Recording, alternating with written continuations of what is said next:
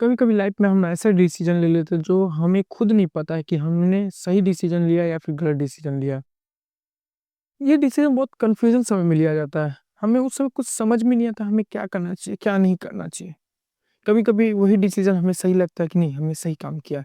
कभी कभी वो डिसीजन हमें गलत लगता है, लेकिन इस ये सही है कि गलत है, ये हमें बाद में बहुत जाके पता चलता है। उस समय बहुत कंफ्यूजन से लगता है, लेने के बाद भी बहुत कंफ्यूजन लगता है कि हमने सही किया कि गलत किया। ऐसे मेरे साथ नहीं हुआ है, बहुत जन के साथ होता है।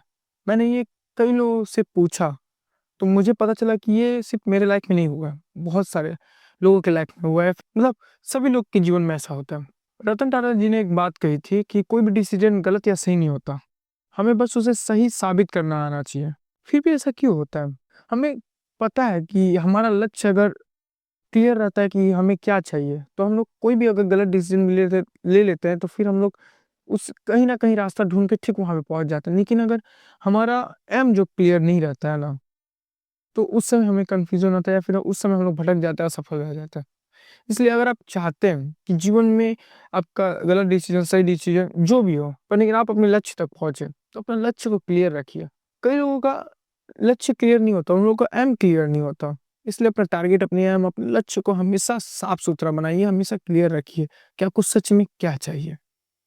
समझे?